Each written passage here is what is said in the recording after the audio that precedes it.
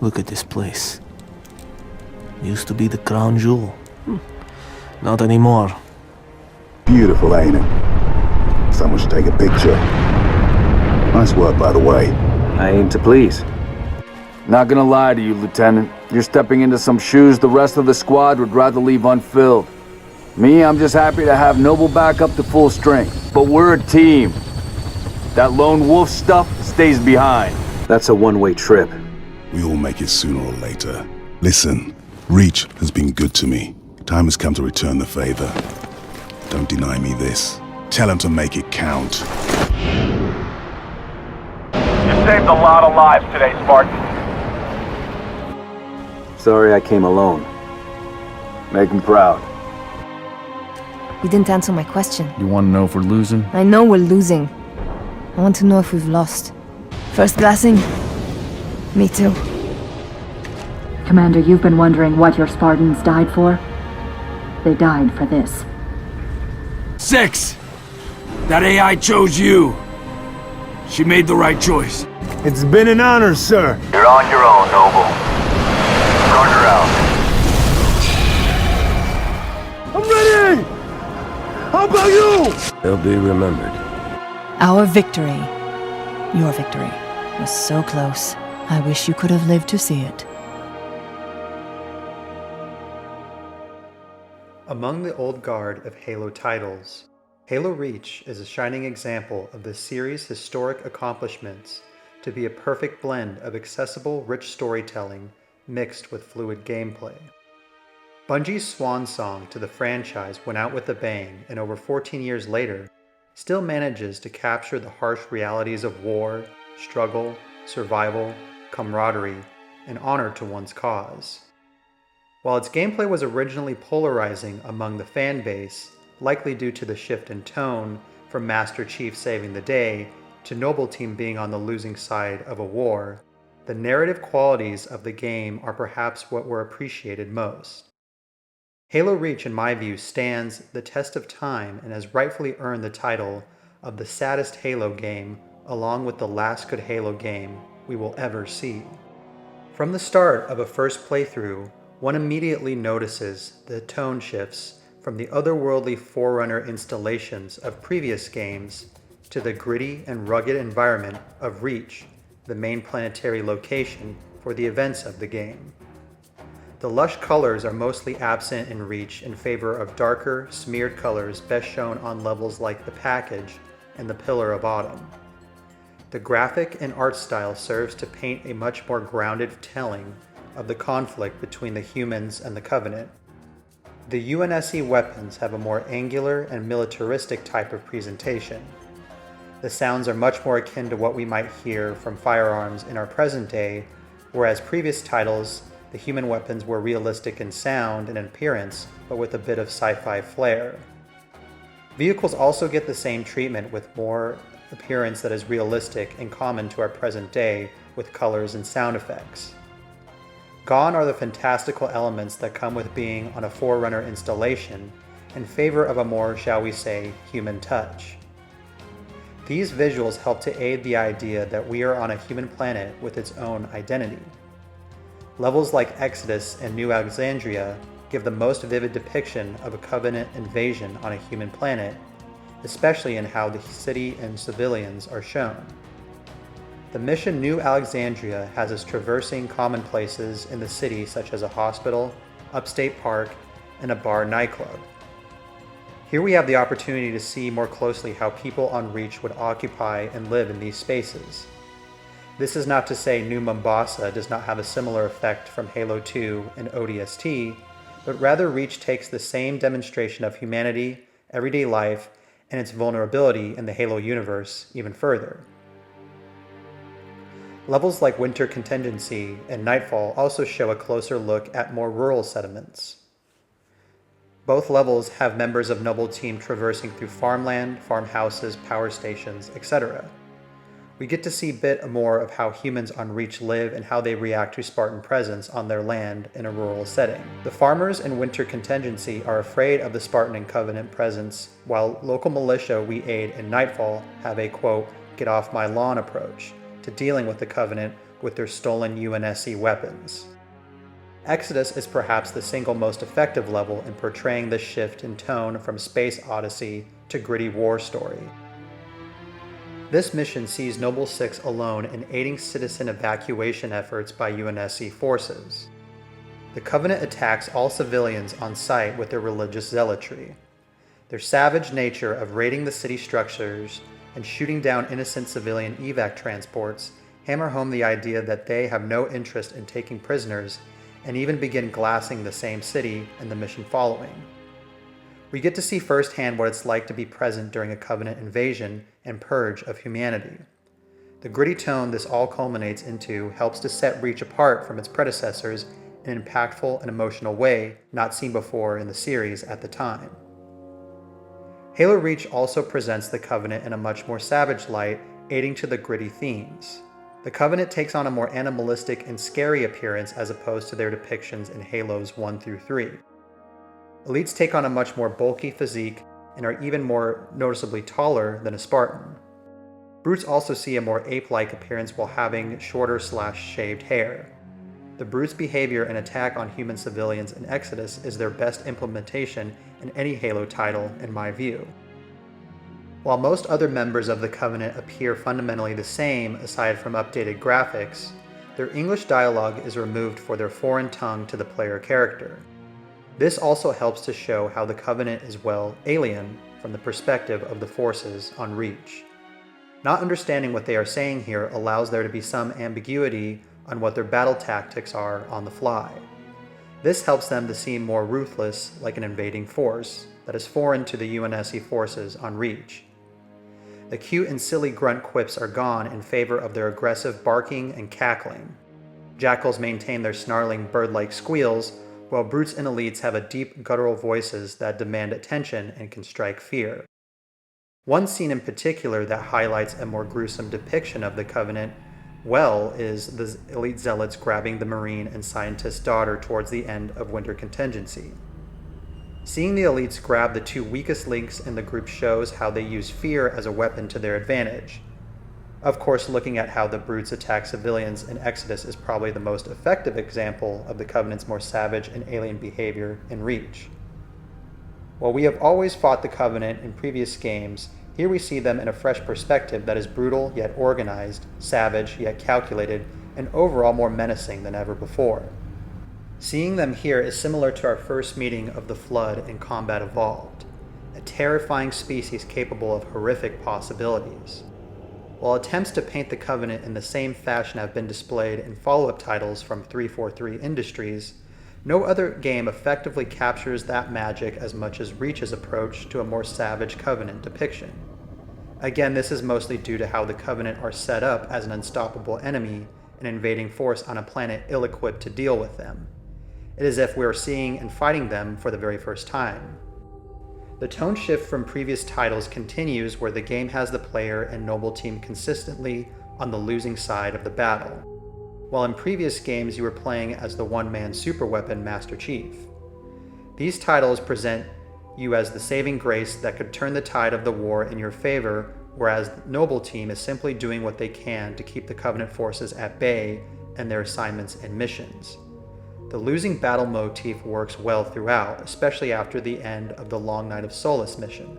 The entire Covenant fleet appearing after the destruction of a single carrier marks the shift in tone well, where the fight begins to feel hopeless. Hopelessness is something that is new for Halo at the time, and Reach presents this tone expertly throughout its campaign. The first half of the campaign is more militaristic in tone and presentation, where it seems like UNSC forces have a chance and plan to bring the Covenant forces down. The tone and priorities of the narrative quickly shift after the end of the Long Night of Solace mission, where George sacrifices himself to destroy the Covenant carrier hovering over the planet. The plan was to blow this up and have it be a huge victory that would repel the Covenant forces, only for hundreds of more ships to arrive from slipspace over the planet instead. This one carrier that was the main opposition and was nearly impossible to overcome for the first half of the game was basically only a scouting party. Reach gives the player a sense of victory for a mere moment, only for that sense of dread to come creeping back in. Hopelessness is once again extended beyond this point with the two missions Exodus and New Alexandria. This is the first time we see civilians depicted this extensively in the Halo series, and is done flawlessly. Escorting the civilians while many are mangled by brutes and their evac transports being shot down by Covenant ships make the siege all the more real, grim, and hopeless. You as the player feel that despite being a Spartan, you can only do so much. The objectives you complete, while important in that they save lives, do not repel the invading forces. You're not the hero coming in to save the day, but rather to do what you can. The overwhelming sense of hopelessness with the rest of Noble Team makes you and them feel powerless. While an accomplished team of Spartans, the group can only do so much. They aren't Master Chief, and that's actually a good thing from a storytelling perspective. It tells a more honest story of what Spartans are and aren't capable of. While there are many Spartans, there is only one John 117. The rest might as well pale in comparison. This concept is expertly shown in how each of the members of the team perish. As many analysts have commented before, each member of Noble Team dies an ironic death. George dies for his home only for it to cause more problems. His sacrifice was pointless. Kat perishing through a shot to her helmet represents her intelligence, which was her strongest trait, being her downfall. Carter, as the leader, goes down with the ship in order to keep his remaining team moving forward. Emil perishes in close quarters combat, the type of combat he is most skilled at. June survives but leaves the group quietly, which fits his sniper persona. Lastly, Noble Six meets his end alone aptly as the lone wolf of the team. All of these events culminate in the idea that Spartans are not invincible, like John 117. They are human and real in a way that has not been depicted nearly as well in follow-up titles. Here, Spartans are much more grounded in their presentation and more like advanced Marines versus Marvel superheroes as shown in the more recent 343 entries, especially Halo 5. I personally am more interested in their approach that treats Spartans like super soldiers with some restraint and not in a way a superhero comic book character would be portrayed. The series already has Master Chief for that larger-than-life presence, so I find that that same motif in other Spartans gets old. Noble Team, while very skilled, are not on the same level, and you as the player get to see that turn and shift in the group dynamic past the halfway point of the campaign. This all culminated in how knowing the end before the game starts still makes the events of the game incredibly effective in establishing hopelessness and powerlessness. Most players before their first playthrough know that Reach fell to the Covenant based on the info from Halos 1 through 3. So we get to see these events take place in Reach. Knowing the ending helps to create a sense of dread. The player knows what will happen, so it's only a matter of when it will happen. Most of the characters are new to the series, so we do not know who will survive when first experiencing Reach's story. This also aids the idea that we want to root for Noble Team to survive, knowing likely well that they won't. Knowing the ending is what makes Reach such a powerful and memorable spin-off. This is incredibly difficult to pull off in our current age of media spin-offs and prequels of established franchises. We watch and engage with spin-offs to see new perspectives and see what happened in the gaps between. Reach offers this experience yet presents some surprises along the way, with the unknown fate of Noble Team and their role in transporting Cortana to the Pillar of Autumn. This story beat serves to loop the series together like one big narrative Halo ring, but it also helps to pay homage to what these games mean at the end of the day. Behind the hopelessness and powerlessness that comes with knowing the end of Reach before we begin playing, we also know what Cortana in Chief will go on to do. Noble Six passes on that torch to kickstart Master Chief's journey, but also the continued survival of humanity. What this ending does is provide that shred of hope that demonstrates the core theme of the Halo series to the player, the preservation of humanity. Without that small addition, Halo Reach would only be a one-note title. While there is no happy ending, there is that glimmer of hope in seeing Cortana make it to the Pillar of Autumn. The scraps of hope among the hopelessness is what makes knowing the ending before we start the game, in the case of Reach, so effective. playing as Noble 6, witnessing the efforts of the squad be almost all for nothing and seeing each member taken down one by one makes the player feel powerless. A Spartan can do these amazing things, but they are still human. Playing as Noble 6 allows players to experience being a Spartan in that it does not automatically present the player with the same power fantasy as playing as Master Chief. The onslaught of the Covenant and the quick work they make of UNSC forces only aids to this feeling of powerlessness. You as a super soldier with a squad with the same abilities as you, alongside any other Spartans presumably on Reach, can't stop the invasion. From the small strike force on Winter Contingency to the countless ships surrounding the Pillar of Autumn in the final main mission, shows just how quickly a human-settled planet can be annihilated and glassed. Prior games had the player thinking that Spartans never die and that they are just missing in action, that they are unstoppable forces.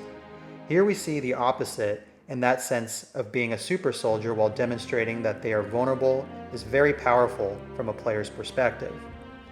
This is a feeling that no other Halo game has achieved in the same way, making Reach unique in its approach towards challenging common expectations of the series. It serves the series by offering something new while still paying homage to the roots of its predecessors, something that the series is in dire need of. It's the saddest Halo, and also the last good Halo we will ever see released. Halo Reach is the saddest Halo, but it is also the one that cherishes humanity and its survival arguably the most out of all the titles. It sets itself apart from other titles by putting us on the losing end of a fight that we know there is no hope to overcome with our efforts. All we can do as Noble 6 alongside Noble Team is pass the torch of survival along so that humanity can live to fight another day. Halo Reach is also the saddest Halo because we will likely not see its quality in the series again. No matter what the future holds, we will always remember what Halo was. We remember Reach. Thank you so much for watching. I would love to hear your thoughts on Halo Reach and its place within the series. Feel free to share what your favorite Halo title is and why. For me, Reach really shows how a Halo game can still be a Halo game without the main focus on Chief, Cortana, Forerunners, or a Halo ring. More games like this that expand on other elements of the Halo universe could really help to drive the series into new and exciting places. In many ways, the saddest Halo game is the one that we will never see with all this untapped potential the fanbase is begging for. While I like to keep my tone positive towards the games that I discuss on this channel, I cannot help but have and share the disdain I have for the franchise's current state. So I hope that those views do not overshadow my thoughts on the merits of Reach. I love this franchise too much, and I hope that a better future is on the horizon. If you like my thoughts on games, please consider subscribing to the channel, as well as liking and sharing this video with other fans of Halo. Thank you all so much for your time and interest in these thoughts, and I will see you in the next one. Take care, Spartans. Good luck to you, Spartan.